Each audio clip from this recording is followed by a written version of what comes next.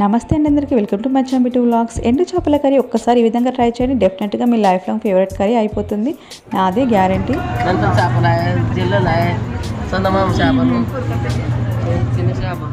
విన్నారు కదా, ఆ అవ్వ అయితే గుక్క తిప్పుకోకుండా అసలు వాటి నేమ్స్ చెప్తా ఉంది. నాకైతే ఒక నేమ్ తెలియదు. నేనైతే ఒక టైప్ ఆఫ్ ఫిష్ తీసుకొచ్చాను.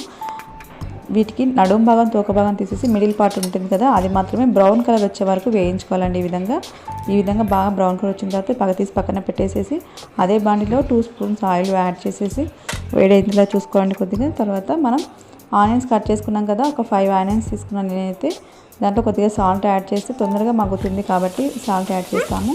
కొద్దిగా బ్రౌన్ కలర్ వచ్చిన తర్వాత అల్లం పేస్ట్ 1 స్పూన్ వేసి బాగా కలపండి. తర్వాత 1 టీ స్పూన్ పసుపు కూడా యాడ్ చేయండి.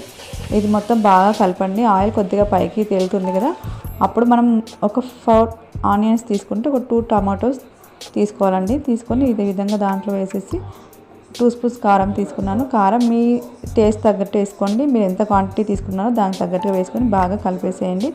ఆయిల్ మొత్తం పైకి తేలుతుంది కదా, ఇప్పుడు బొమ్మిడి చేపలు వేసేసి బాగా ఫ్రై చేయండి. చేసి ఒక 2 మినిట్స్ మూత పెట్టి పక్కన పెట్టేసేయండి. తర్వాత తీసి ఈ విధంగా అయిన తర్వాత ఒక గ్లాస్ వాటర్ యాడ్ చేసుకొని ఈ మిశ్రమాన్ని మనం చూడండి బాగా కలిపేసి ఒక మూత పెట్టి పక్కన పెట్టుకోండి.